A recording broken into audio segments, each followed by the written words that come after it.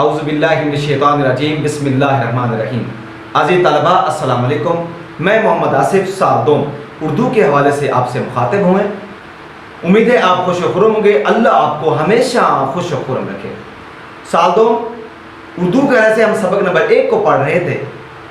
سبق نمبر 1 مناقب عمر بن عبدالعزیز رحمۃ اللہ علیہ۔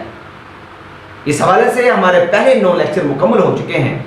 آج آخری لیکچر ہے، آخری پیراگراف کی تشریح دیکھیں گے۔ چلیں ہم آخری پیراگراف کو پڑھتے ہیں۔ اس سلسلے میں یہ امر بیان کرنے کے قابل ہے کہ خلفائے بنی امیہ کی دولت مندی کا یہ حال تھا کہ جب ہشام بن عبد الملک نے وفات پائی تو اس کے ترکے میں سے صرف اولاد و ذکور کو جس قدر نقدی رقم وراثت میں ملی اس کی تعداد 1 کروڑ 10 لاکھ دینار تھی۔ لیکن عمر بن عبدالعزیز رحمۃ اللہ علیہ نے جب وفات پائی تو کل 17 دینار چھوڑے، جن میں سے تجہیز و تکفین کے مصارف ادا کرنے کے بعد 10 دینار بچے جو ورثہ پر تقسیم ہوئے۔ لیکن عمر بن عبدالعزیز رحمۃ اللہ نے جب وفات پائی تو کل 17 دینار چھوڑے، جن میں سے تجہیز و تکفین کے مصارف ادا کرنے کے بعد 10 دینار بچے جو ورثہ پر تقسیم ہوئے۔ غرض عمر بن عبدالعزیز رحمۃ اللہ علیہ کی خلافت اور سلطنت ٹھیک اسی اصول کا نمونہ تھی جو اسلام نے قائم کیا تھا۔ جی عزیز طلبہ، علامہ شبلی نعمانی رحمۃ اللہ علیہ عمر بن عبدالعزیز رحمۃ اللہ علیہ کے اعلیٰ کارناموں کو بیان کر رہے ہیں۔ تشریح الاقتباس میں بھی آپ کے اعلیٰ کارنامے کو بیان کرتے ہوئے لکھتے ہیں کہ آپ کا ایک اور بہت بڑا کارنامہ تھا۔ مصنف بیان کرتے ہیں کہ اگر ہم بنو امیہ کے خاندان کے پس منظر کو دیکھیں تو ان کی دولت مندی کا یہ حال تھا، ان کی عیش و عشرت کا یہ حال تھا کہ کوئی ثانی نہ رکھتے تھے، کہ کوئی اپنا کوئی ثانی نہ رکھتے تھے۔ اتنے دولت مند تھے، اتنے امیر تھے، اتنے عیش و عشرت کی زندگی بسر کر رہے تھے، اس لیے وہ اپنا کوئی ثانی نہ رکھتے تھے۔ مصنف بیان کرتے ہیں یہ سب کی سب جو دولت تھی، یہ سب کا سب جو مال و اسباب تھا، یہ ان کا اپنا نہیں تھا، یہ ان کا ذاتی نہیں تھا، یہ سب کی سب دولت، یہ سب کا سب مال جو تھا یہ غریبوں سے چھینا ہوا تھا، یہ غریبوں کا حق تھا، یہ رعایا کا حق تھا۔ لیکن عمر بن عبدالعزیز رحمۃ اللہ جو انہی کے خاندان کے 8ویں فرمانروا تھے، آپ نے اس بدعت کو، اس غلط کاری کو، اس برائی کو ختم کر دیا۔ آپ نے اپنے خاندان کے ظلم کو ختم کر دیا۔ وہ ظلم جو یتیموں پر، جو مسکینوں پر، جو غریبوں پر ڈھایا جا رہا تھا، آپ نے اس کو ختم کر دیا۔ آپ نے کیا کیا؟ جب خلافت کے عہدے پر فائز ہوئے، آپ نے اپنی ذاتی زندگی اور مال و اسباب کو، وہ مال و اسباب جو آپ کے خاندان سے آپ کو ملا تھا، سب کو آپ نے عوام کی فلاح کے لیے پیش کر دیا۔ یہ تھا آپ کا اعلیٰ کارنامہ۔ دیکھیں آپ کے خاندان نے 92 سالہ حکومت کی۔ حضرت عمر بن عبدالعزیز نے صرف 2.5 سال قلیل مدت میں تمام غلط کاریوں کو، تمام خرابیوں کو ختم کر دیا، جڑ سے اکھاڑ دیا۔ عمر بن عبدالعزیز رحمۃ اللہ علیہ کے اس اعلیٰ کارنامے کی وجہ سے آپ کو عمر ثانی کا لقب دیا گیا۔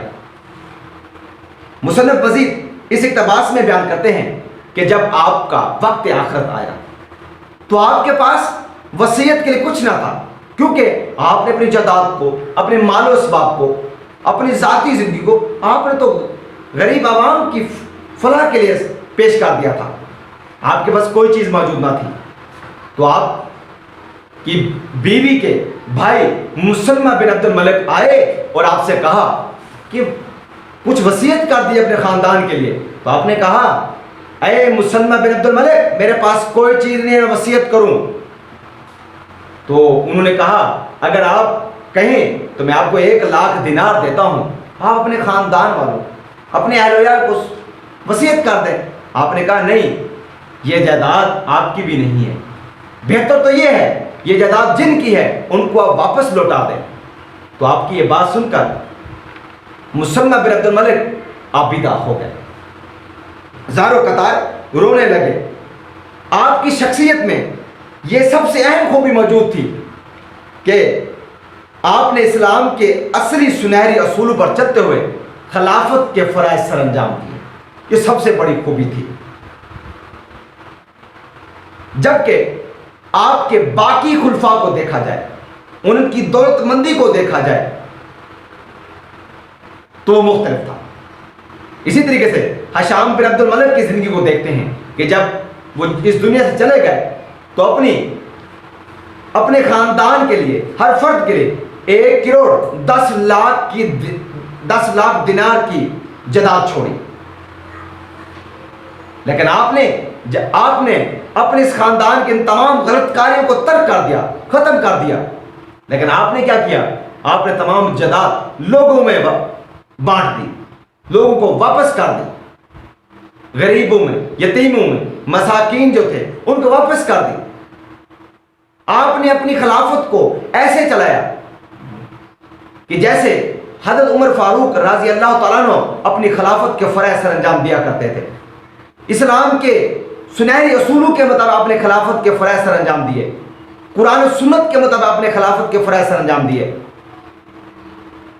لیکن جب آپ جانے لگے تو آپ نے اپنی زندگی میں صرف 17 دینار چھوڑے. دیکھیں، آپ بھی اسی خاندان کے فرما روا، لیکن صرف 17 دینار چھوڑے. 7 دینار تو آپ کی تجہیز و تکفین کے لیے خرچ ہو گئے. صرف 10 دینار بچے جو آپ کے خاندان میں تقسیم ہو گئے. آپ کے ورثہ میں وہ تقسیم ہو گئے. یہ تھی خلافت، یہ تھی ان کی متقی اور زاہد اور عابد والی زندگی. علامہ شبلی نعمانی رحمۃ اللہ نے آپ کے تمام کارناموں کو بڑے خوبصورت انداز میں پیش کرنے کی کوشش کی ہے، سنہری الفاظ میں پیش کرنے کی کوشش کی ہے. لیکن آپ نے اپنے وہ تمام دولت مندی کو، ان تمام دولت کو، عیش عشرت کو ترک کر دیا تھا. وہ ہشام بن عبد الملک جس کے خاندان میں 1 کروڑ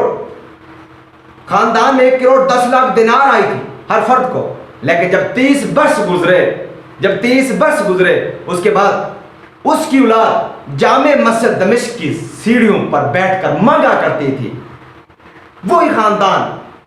اسی خاندان کے فرد 30 برس کے بعد دمشق کی مسجد کی سیڑھیوں پر بیٹھ کے مانگا کرتی تھی. لیکن آپ نے اپنے ان تمام خاندان کی برائیوں کو، ان غلط کاریوں کو ختم کر دیا.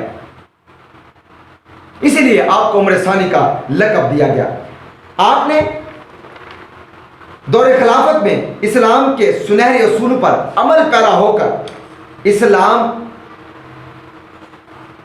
کا عملی نمونہ پیش کر دیا. دیکھیں عزیز طلبہ، آپ کے دور کو اگر دیکھا جائے، آپ کے سنہری دور کو دیکھا جائے تو حکمران کے لیے، کوئی بھی کسی ملک کا حکمران ہے، اس کے لیے ایک سبق ہے. اس کے لیے ایک سبق ہے کہ اگر حکومت کرنی ہے تو عوام کی بھلائی اس میں کی جائے. یعنی وہ حکومت کریں جس میں عوام کی بھلائی. اسی پیراگراف کے حوالے سے 2 حوالہ شعر دیکھیں گے. جی، پہلا شعر دیکھتے ہیں. اسلام کا سکہ دنیا پہ بٹھا دیں گے ہم، اسلام کا سکہ دنیا پہ بٹھا دیں گے ہم، توحید کی دنیا میں ایک دھوم مچا دیں گے ہم، توحید کی دنیا میں ایک دھوم مچا دیں گے. آپ نے ہر طرف توحید کی دھوم مچا دی تھی. جی، قرآن پاک میں ارشاد ہے سورہ انفال، بے شک تمہارے مال اور تمہاری اولاد بڑی آزمائش ہے. بے شک تمہارے مال اور تمہاری اولاد بڑی آزمائش ہے. خدا حافظ.